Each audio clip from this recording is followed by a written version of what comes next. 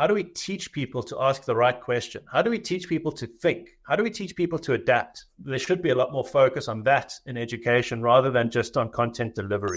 That's really important, is adapting learning to the student and not just the student to the learning. Relevance is one of the biggest drivers of engagement. Okay. If something is relevant and if you can see why it's important to learn it, then one becomes more engaged. Hello everyone, welcome to one more episode of Unlocking the AI Advantage podcast. This is your host, Ramesh. Welcome and thank you for listening to the podcast, which was launched a year ago and supporting us throughout this journey. It's pretty exciting. So I'll be sharing more statistics and the progress that we've been making with the podcast over the last year in a future episode. Before we start discussing this episode with an exciting guest that I'm going to bring today, I wanted to give a little bit of a context to what we're going to talk about. If you have been listening to the past episodes, the last few episodes focused on healthcare, how AI has been really changing the game in healthcare, both from a patient engagement, patient experience, as well as the most recent one, the home healthcare. Now we're going to switch gears and go into a different domain, the education sector. If you look at education, it's got many, many facets. One is people like us and you and me are wanting to educate ourselves about AI, what it can do. And there are people, programmers, and they want to learn about coding in Python, so different aspects of AI. That is not what we are going to talk about today. The other side of the people who are receiving education and who are actually delivering the education. So I'm talking about the elementary school, high school, and college education. And today we're going to focus a little bit more on the higher education. If you go back and look at how you've learned, right, across the world, how we have learned has not changed much with respect to memorization of how we've learned, and without really regard to how each student learns. The learning methodology has not really personalized education for each of the people, right? We know in our own class and in our own family, different people learn different ways and at a different pace. So now, how do you fix that? And that is what this particular startup is going to address. So the startup's name is Cartedo, and I'll be talking to the co-founder of this company, Dr. Rael Futerman. Shweta is the other co-founder. We'll be talking to Dr. Rael Futerman, how they have been using AI, and not actually imparting AI education, but using AI to really personalize education and make sure the students learn the best. Their system also assesses the students, gives them recommendations, and then which areas they should develop the skills and how they should prepare for the career that they want, and actually even comes out with the recommendations for some of the career choices for themselves, okay? So this is all about how people receive education, how AI can help personalized, and then also deliver immersive experiential education depending on the student. So let's go inside and learn more about how AI is helping the education sector. Let me introduce today's guest, Rael Futerman. He's the co-founder of Cartedo. Cartedo is a company that actually dwelling very deeply into using AI in education, and we'll talk a little bit more about that later. So, Rael, welcome. Thank you so much, Ramesh. It's great to be here. Fantastic. So you're coming to us from South Africa. So, and then Cartedo itself is spread all over. So we will have a very meaningful discussion about how AI is being used across the globe, not just in one area in education. So with that, Rael, let me get started with, why we have to talk about AI in education, right? So what has, got us there? So lots of drivers, whether it's COVID, whether it is this perception of, inequity with respect to how, some people use technology in general, not just AI or whatever. So can you talk about some of the challenges that are out there in education before we get into AI's use in education? Absolutely. I think, increasingly we're seeing sort of gaps emerge between education and the workplace. Previously, going back, a number of years, there was more of a sort of a linear pathway through education into work. and increasingly work and education are being intertwined. So people are going back to study, and the workplace is also becoming more complex. And how do we adapt curricula? How do we adapt how we teach to better close those gaps, I think, between education and the workplace? And I think there's some interesting, it's interesting stats. I'm based, as you said, in South Africa. And here we have, 1 in 3 graduates, university graduates, are unemployed. Obviously, AI isn't necessarily the answer. It's maybe can contribute to it, but it shows the sort of also some of the gaps between education and work. I know within the US, for example, I think it's around 41% of graduates are underemployed. So they're working in jobs that don't necessarily require a college degree. And I think a recent study as well, a Pew Research Center, where they show that I think was somewhere around 2/3 of college graduates say that the college experience was not very useful in helping them develop knowledge and skills that could be used in the workplace. And so we're hearing it from students where they're going into study something, and emerging from the other side, there seems to be this sort of chasm. And I think in education, that's where we need to focus on closing that chasm, bringing the workplace and education closer together. Okay, so we are talking about not getting the knowledge about the technology itself, but there are gaps in general. What you're mentioning is that whether it is people are underemployed because they are not using the skills, or that there's no match between what they have learned and what the workplace is expecting or can offer to people, right? So we're talking about primarily looks like the college education, the higher education, and in the workspace. So in that case, so let's get a little bit more into it. Yes. How can AI or technology start bridging that gap? Fantastic. And this is something that I'm really interested in and looking at exploring, AI as a tool to do that. So between curriculum and industry, we see sometimes this mismatch, as we had said. There's also sometimes a lack of, emphasis on creativity, critical thinking, problem solving, and this rapidly evolving job landscape. And I think to bridge these gaps, we need more sort of innovative approaches to appropriate skill development. So what are the right skills to be learning? Experiential learning is a fantastic way to explore that, actually locating, I think, studies through simulations in the place of application, so in the workplace, so that there's not this dichotomy between sort of study and work. And I think the adaptability to equip students with tools they need to then thrive in this 21st century workforce. And so I think one of the things that I mentioned specifically is to locate curricula close to or into the context of application.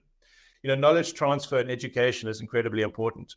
And often we see people learning about certain knowledge or gathering certain knowledge, building knowledge, but not necessarily the skills to apply it.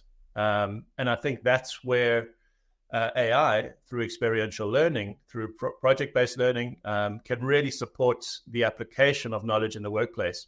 It also shows, how it can actually be applied. And just locating it within the workplace really presents students with the knowledge of also, I guess, how to better engage with that workplace.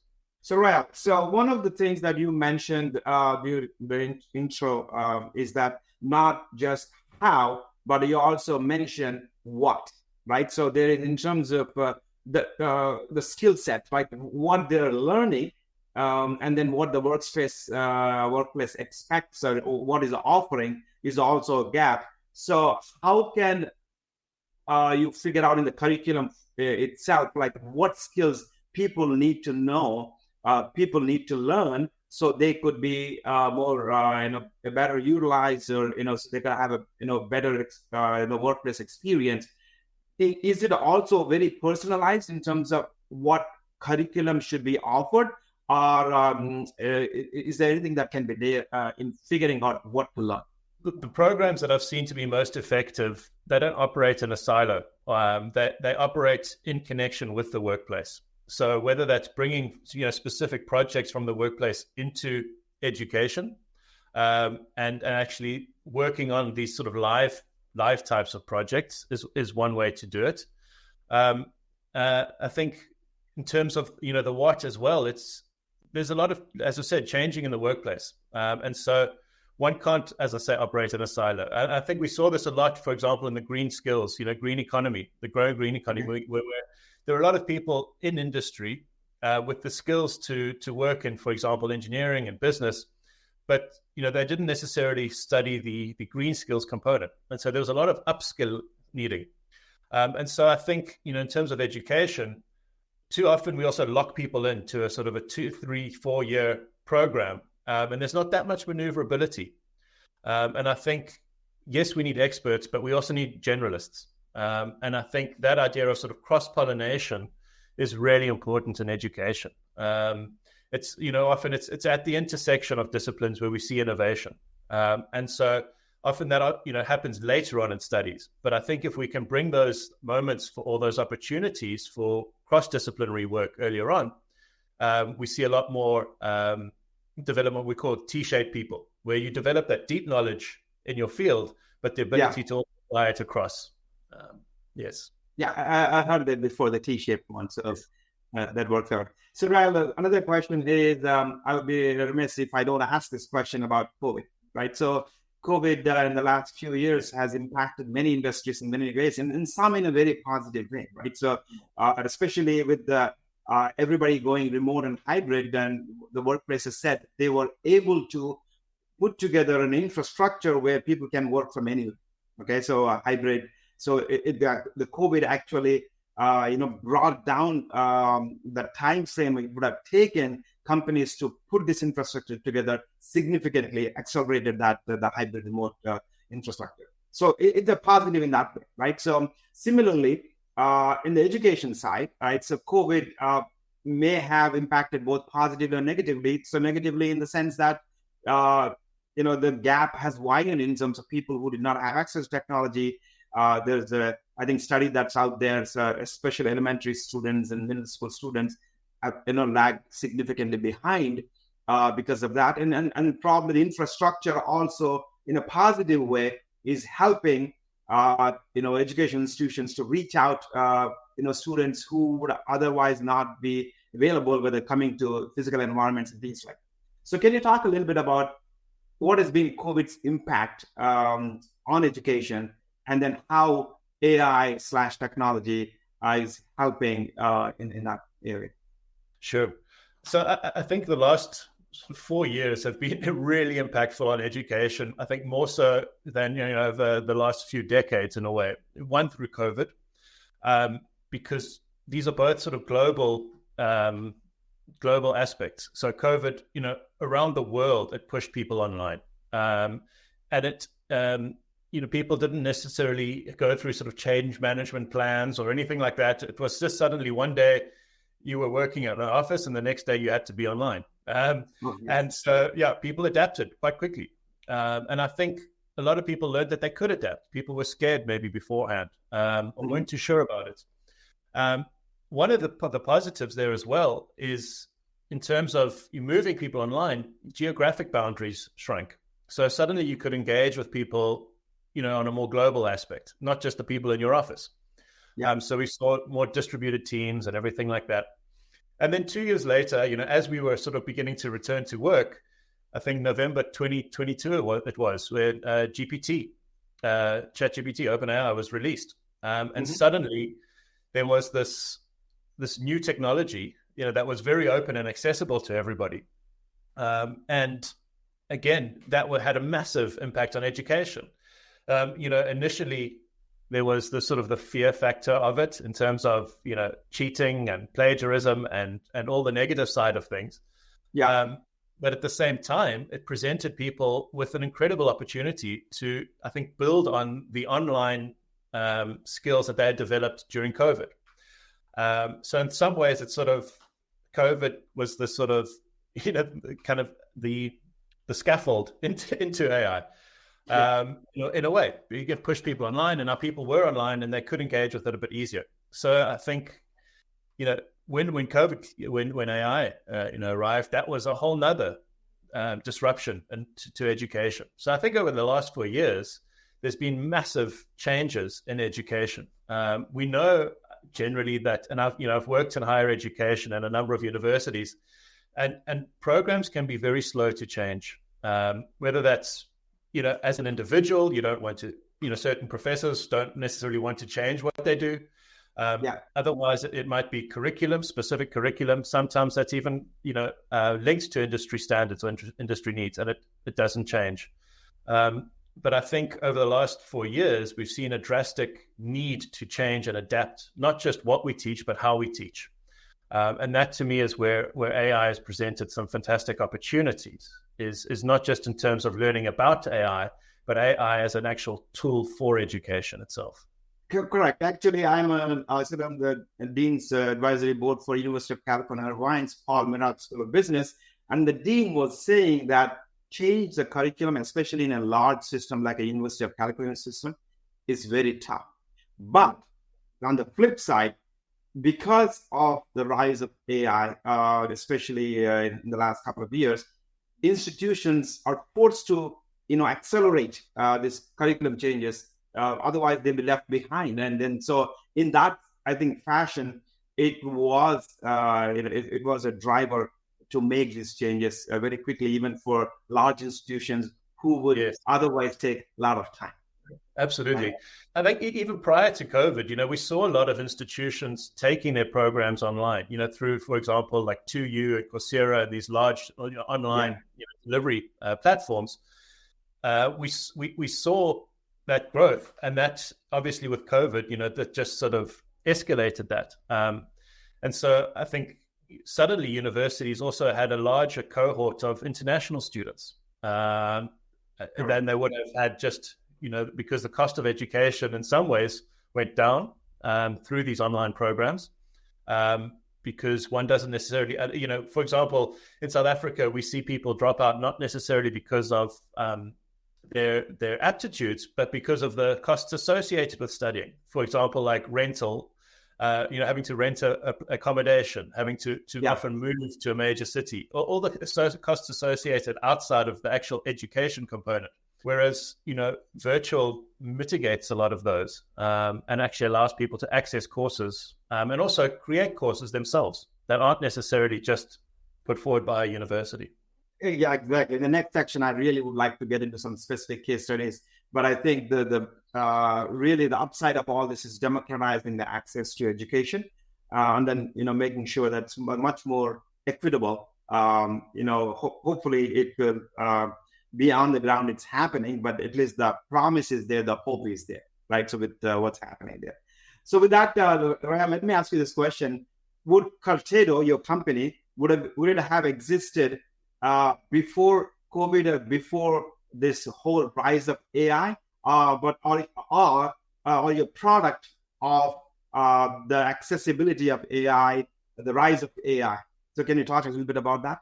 I was looking at the calendar, and we actually co-founded the company 5 years ago this month. So just prior to COVID was when we founded.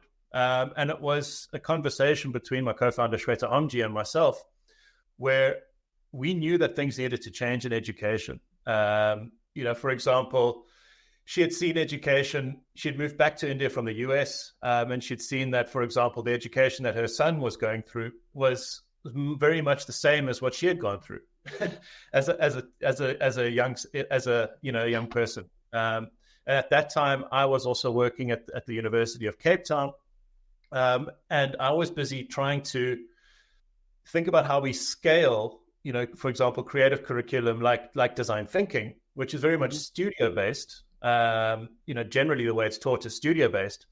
But I was exploring ways to scale education into larger departments or faculties, for example, like engineering, is where you've got 600-700 students. And for example, design thinking is generally taught as a coach or coaching per team. It's not necessarily scalable. So we were looking at these two aspects. The one was, how do we scale 21st century skills across a university? And at the same time, how do we create curriculum that is more located in the needs of the workforce of the 21st century? And so those were the conversations that we were having, which then ended up in actually the formation of Cartedo. Then COVID hit, and that for us was, okay, well, what do we do now? Because our plans were suddenly, we weren't quite sure how to approach it. And the way that we did it, initially there was we were very heavy on the build side of the in-house development. And we created a platform essentially that could be scaled. So a lot of the early projects we did were for organizations like UNICEF, who wanted to scale innovation challenges globally, and empower young people to solve place-based COVID-related challenges, for example. Mm-hmm. And so we were doing a lot of that sort of bespoke kind of boutique design of these programs in-house. We knew that was a bottleneck. And so what we wanted to do was to flip it to say, well, instead of us designing these programs in-house, how might we scale that? So how might we allow other people to design their own innovation programs or their own, place-based programs online? And so that's where we began to shift our focus, was then building out a platform that would enable other people to create their own courses, their own sort of simulations. So locating curriculum, for example, in these workplace simulations. And we did that for a couple of years. We launched a number of programs with different universities.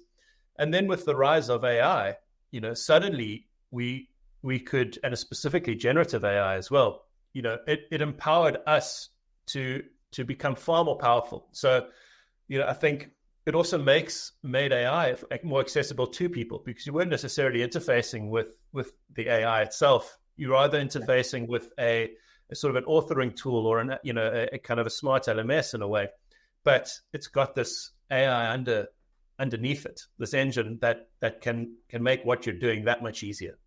So, creating courses, instead of spending, we would spend months, weeks, and then days, creating courses. Now it's a click of a button and a few keywords.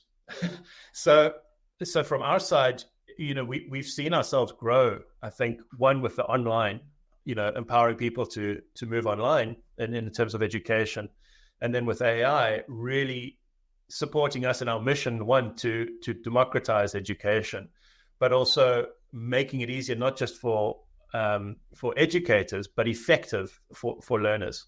So actually, Rael, so let me now, in this section, I would like to get into some the next level of details, right? So we talked about personalized learning and then experiential learning. And so some of the quote unquote buzzwords that are there. So let's look at any examples of how that works, right? So in the same example you just mentioned, right? So now the course creation became, very fast, right? So instead of waiting, for days or months or whatever, right? So it was taken before you're able to create a course very quickly. But a personalized learning experience requires that me as a student, right? So I may be learning at a different pace, or I may have an interest in different learning. So how does AI help in a personalized learning experience? Can you talk a little bit about, from an example that you guys have implemented or you have seen in the industry? I can speak from our side, and because I've got the hands-on experience from that perspective. One, and this is the way that we approach it with universities. Obviously, is we're bounded by curriculum. So there's a certain set curriculum that students need to know, that they need to move forward in their education. So we work with personalized learning within that sort of bounded space. And so when, for example, learners are working on an assignment or working within a simulation, where we really focus on customization is around assessment and feedback. Awesome. Because that's I think, feedback is only useful if you get it in the moment of use. So for example, previously you might have 700 students and you would only get a feedback or assessment after the assignment itself. Mm-hmm. Now what we're able to do is we're able to scale professors and educators' feedback live, almost real time within that assignment. So learners, for example, would complete, let's say they're in a marketing course and they complete a SWOT analysis of a competitor. Yeah. They would submit that, and within seconds would get detailed, personalized feedback on how they might improve, areas that they did well, which they can immediately apply, and in the flow of work, essentially. And that's one way in which we can really provide that personalized feedback. The other way is obviously to make courses asynchronous. So we're not necessarily all doing everything at the same time. Yeah. A professor, for example, might have 11 chapters in a book that needs to be covered within the curriculum, and they create sort of 11 simulations that tie together through a nice narrative as a sort of maybe an intern in a workplace. And students can complete those within their own time. They might, you might have students who'd maybe do one per week. Certain students might do 2, 3 per week, free up time to then engage with the professor to say, this is what I've done. And then actually engage maybe on going a step further. And so the way that we really look at personalizing it is through an asynchronous approach to learning, but still incorporating, for example, peer-to-peer. So we do use blind peer-to-peer learning because we don't want to lose that. And we know that not just assessment of learning, but assessment in learning and for learning is really important as well. So the way that we utilize AI there is to scale the professor, essentially give every student a sort of student tutor as they're progressing through an assignment. So, three things I got out of that discussion. So one is, the first thing is the scaling aspect, right? So AI and technology is helping, because what I was concerned before going into that one is, as an instructor, I am worried about a personalized experience. Oh my God, I have to cater to so many students' personalized experience, but the technology is enabling me to scale my effort, right? So I don't have to be involved with 800 students in giving the feedback personally, but the technology is enabling me to do it. It's doing real time. So it's scaling the instructor's ability to touch upon the student, number one, and also scaling the ability of the students to get feedback in a real time manner and all that stuff, right? So that's one. And then the second thing is that in the asynchronous piece of it, right? So which is that each student will learn at their own pace. And then previously we are impacted that because the curriculum dictates that it has to be done in a certain way, but now it's people can learn at their own pace. And then those are the kinds of things. So significantly, are there any examples of how it has benefited, what's the feedback from implementation of this kind of stuff? So I think the first thing is locating, for example, curriculum in a workplace simulation, which is one of the ways that we can do that through the generative AI. So for example, there'll be a number of different characters that exist within a simulation. So you don't just have your professor. That single perspective. You might have the CEO, the head of HR, a line manager, each with their own perspective, their own character, and they might give you different inputs along the way throughout this journey. And so as students are progressing through that curriculum, they're applying it in the real workplace. And again, there we have real projects that are, with partners, corporate partners, but then others that are these simulated businesses. And so what we see really there in terms of the feedback is students saying, wow, now I know why I'm studying what I'm studying. Or, now I can see the relevance of this curriculum in the workplace. They're also more engaged learners. And I think engagement is really important, but doesn't necessarily equal learning. I think, for example, you could watch a really great movie and not remember a single line afterwards, but for that whole time, you're completely focused. And so we don't focus too much on the sort of the over gamification or anything like that. Yeah. I think what's really useful is relevance. So engagement and relevance is really when learning happens. Again, in terms of the feedback, based on a student, and if they do multiple programs, multiple projects, we also learn about the student. You can direct them to, for example, specific learning opportunities, maybe outside of the university. One of the platforms or products that we have, LifeCraft, is really about that. It's about saying, this is what you're studying now. Where do you see yourself down the line? And then it sort of backcasts and creates a learning pathway that includes the curriculum that they're studying at the university, but also peripheral courses, free courses that they could use to augment what they're studying. And so not everybody necessarily has to go through the same curriculum. You can also offer learners, different flavors of a curriculum in a way where through the non-formal education or through free courses, you can actually give students the opportunity to learn in slightly different areas or apply their knowledge in slightly different areas. We keep hearing that there are areas that we need to educate the students because they are the emerging topics or whatever, and cybersecurity is one of them. So how do you address this? What are the emerging trends, and then where we need to fill the gap in educating the students? So I think the ethics of AI is a really big area to explore. And really important component. And I know, for example, OpenAI has some great resources for educators. In terms of what we specialize in a platform that's subject agnostic.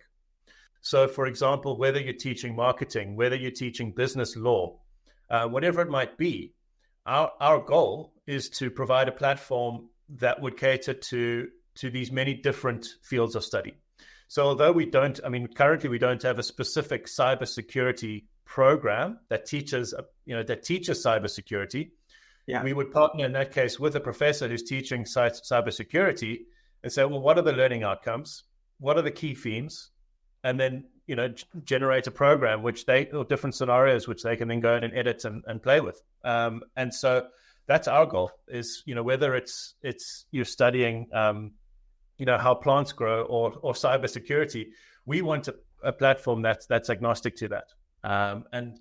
But then from a platform perspective, we're highly aware of for example, cybersecurity and the different policies around protecting, for example, student information. There's still a state ramp and FedRAMP in the US and what have you. So in terms of, if you're talking about compliance, then that's definitely an aspect that's applied, that we apply to our organization. But in terms of what topics we address, that's educator specific. Okay, got it. So now let me talk about some of the issues in general in the industry, right? So we've been talking about all the good side of AI. So how it is helping the instructors scale, how it's providing personalized / experience and experiential learning, along with simulation, which were not possible before. But we also have probably challenges, and then I would start with one, and then maybe other things that you can mention as well. One of the things which is very close to my heart is the equitable access to education in general, and then secondly, to the technology education / AI education, as well. If students do not have, or certain communities do not have this access, there will be a gap. So, how, number one is, what are the challenges that you see, apart from what you mentioned that, hey, it's the same education system that we have now that was 15 years ago. What are the challenges that you see? Then we'll come to how AI can potentially help. So there's a number of challenges. The one is, and I think this is where education on AI is important as well. So I think any educational institution that utilizes AI sort of powered platforms should also have education on AI. So, for example, data privacy concerns. If people are utilizing ChatGPT or Gemini or Claude or Bard or whichever your platform of choice, it's not put necessarily PII directly into it. So I think there's a number of ways in which because this technology is so readily available. If you've got a computer and you've got access to the internet, there's free AI tools directly. And so I think one needs to also talk about how to ethically utilize AI, not necessarily in, for example, plagiarizing, and writing, direct answers, putting in the questions and then copy pasting the responses. So how you ethically engage with AI, I think, is incredibly important. And then obviously data privacy. There's also algorithmic bias. Is another challenge that we face. If you look at what information a lot of the LLMs are trained on, it's predominantly, I'd say, northern, kind of global world data. And so, especially when we're looking at learning analytics, we work predominantly across the continent and hugely in the global south. And so part of what we're looking at doing is currently augmenting, the existing sort of data and learning analytics with also learning data from the global south. So how do we build more, or how do we start to remove bias, from the data? So that's something that we're exploring. Actually, that could be a huge issue in certain industries. I mean, definitely, I think in education also, the bias and removing the bias is also, I think, an issue. Yeah. I think, one of the benefits, for example, that I have seen is the fact that, for example, ChatGPT knows 140 languages, and increasingly you might have students who are studying in English, but English is second language. And they can begin to utilize AI to actually learn in a first language, and translate that back, or to explain key concepts in a home language, which they couldn't necessarily do before. So in some ways, it's also creating a far more equitable access to education and information. That's actually an excellent point. It's essentially the localization aspect of it. And then because the technology automatically is doing it, it provides an equitable access to education, which would otherwise not be there, because otherwise you have to go the whole translation, which would have taken. That's what it is. Yes, exactly. So I think, for me, AI in education works really well for students as a student tutor.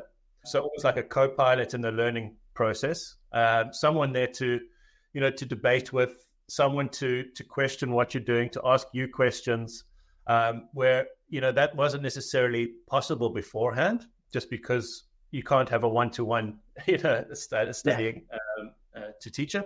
And then for educators as a teaching assistant as well.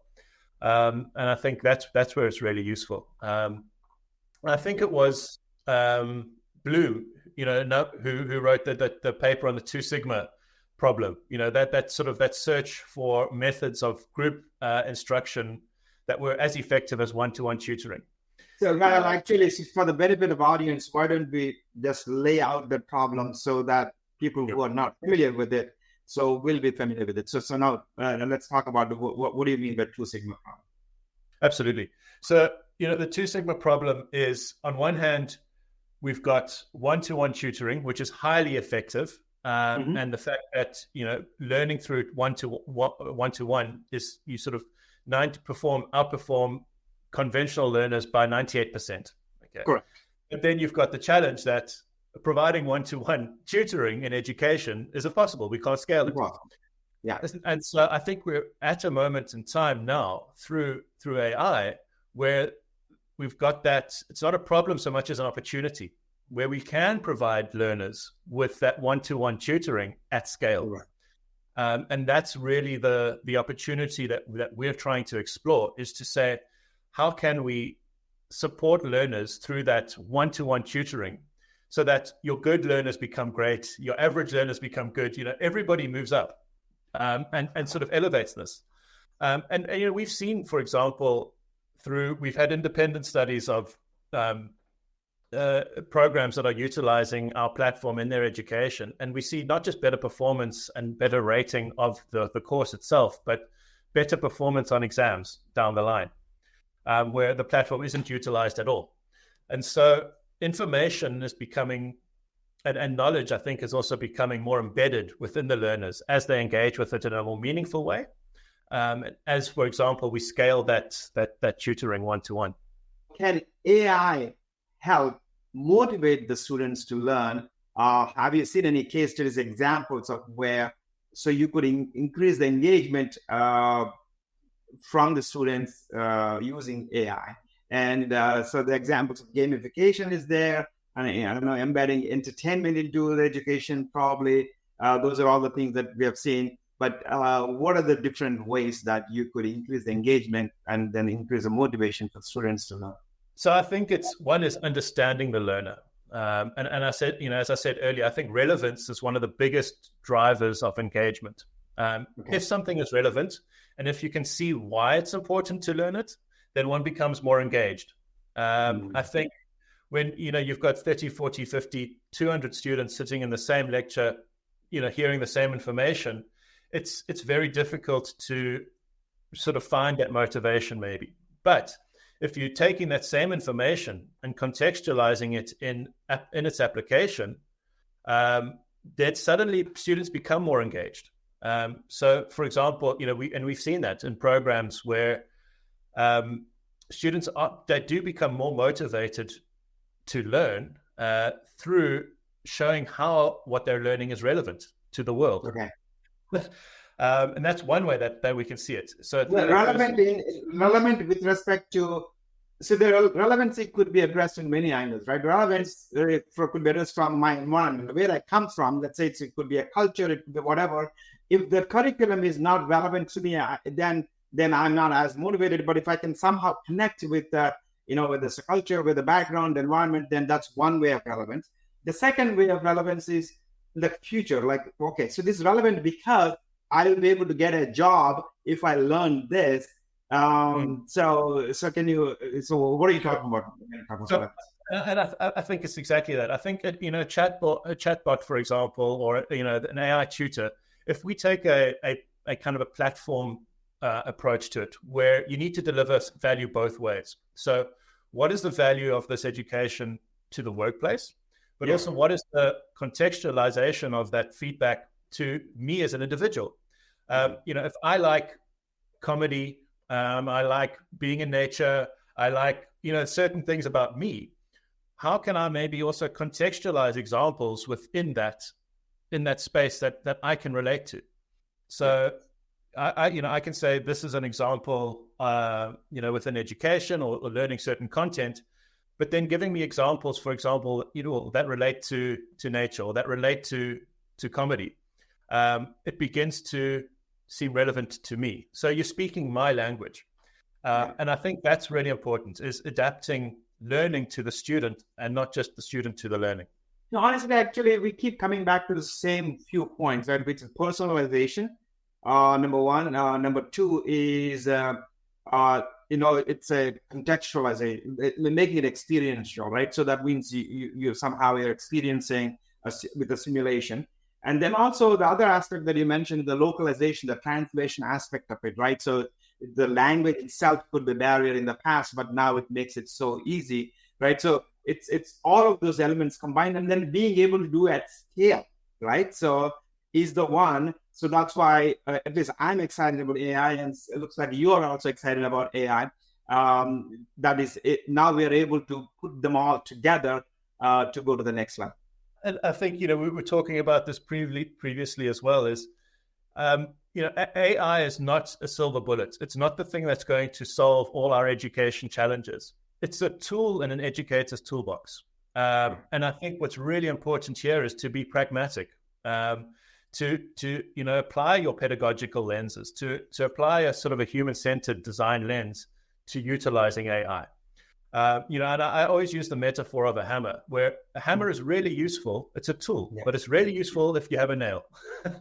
If you don't, then you're just going to break things. And it's the same thing with AI. Don't use it for the sake of using it.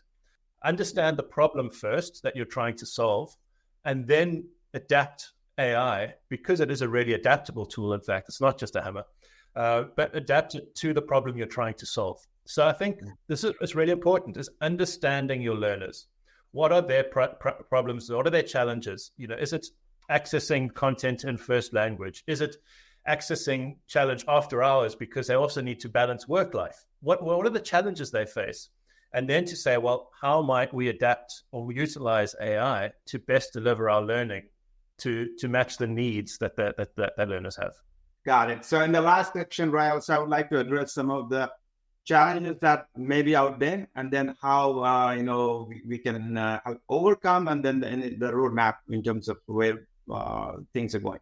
So with respect to challenges, the elephant in the room with the AI across many industries, I'm not talking about just education, is definitely how it impacts people's lives with respect to employment, with respect to jobs, which jobs will be there, what is that they have to do to make sure that that's relevant with respect to employment and all that stuff. So are you seeing with the use of AI, and there'll be, let me put it out there, so few lesser need for educators or anything like that coming into this equation here? So I think that's a really interesting one. I think if anything, there's more of a need for educators, because one needs to know how to engage. When you have all the knowledge in the world in front of you, you need to know how to engage with it. And so I think a lot of education it's not necessarily about providing answers, because those answers are out there. It's about providing the right question. So how do we teach people to ask the right question? How do we teach people to think? How do we teach people to adapt to changing contexts? And I think there should be a lot more focus on that in education rather than just on content delivery. It's how to use the information that exists. And I think we're almost moving to that sort of post-knowledge economy where the knowledge is there, it's available, and it's deliverable not just in a sort of a web page anymore, but actually as a conversation. So you can actually really begin to engage with the content. And as we know, that's how we learn. We learn through dialogue. That's how we've evolved. It's through dialogue and through engagement. So I think for me, it's not going to replace educators. And I think even in the workforce, you might have heard the phrase, you're not necessarily going to be replaced by AI, but you're going to be replaced by someone who can utilize AI.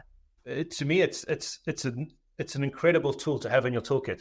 And it can only sort of, it's almost a superpower in many ways. One in, efficiencies, but also in providing more information, not just how we use it.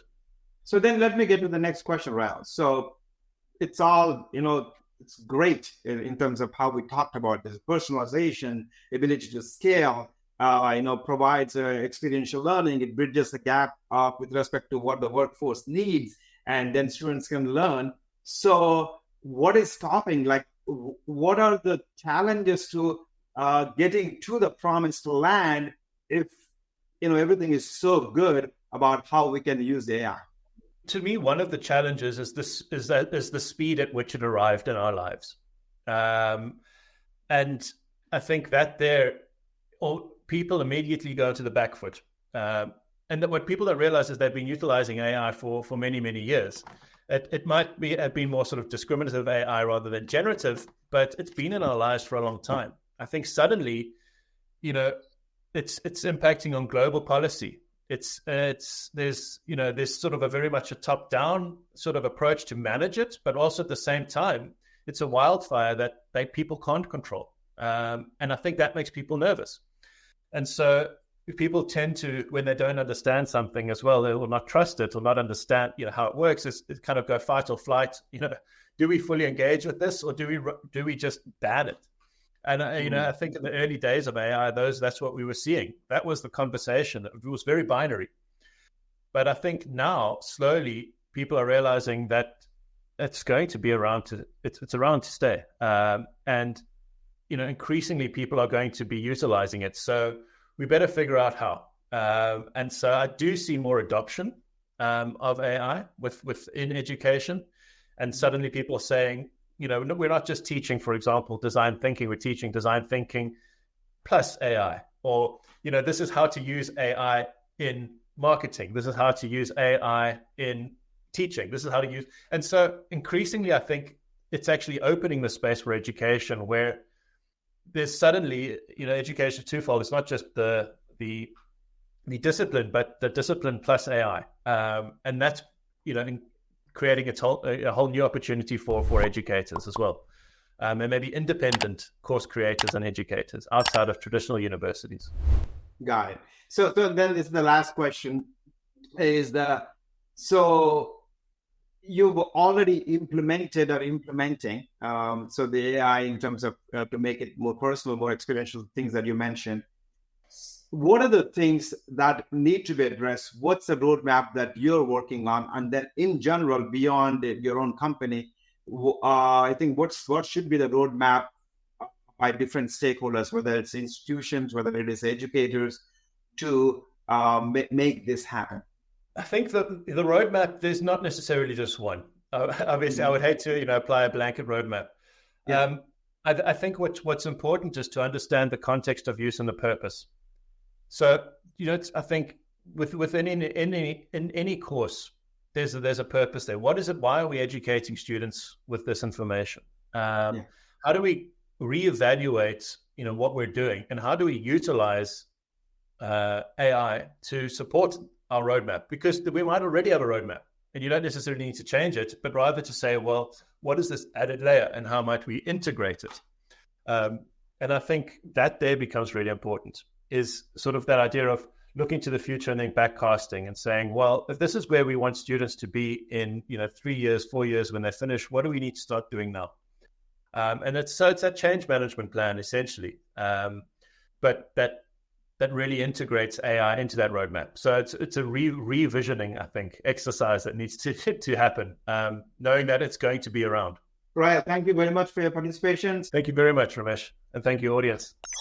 Hey, there you have it. Thank you for tuning in. Thank you for listening. Thank you for watching.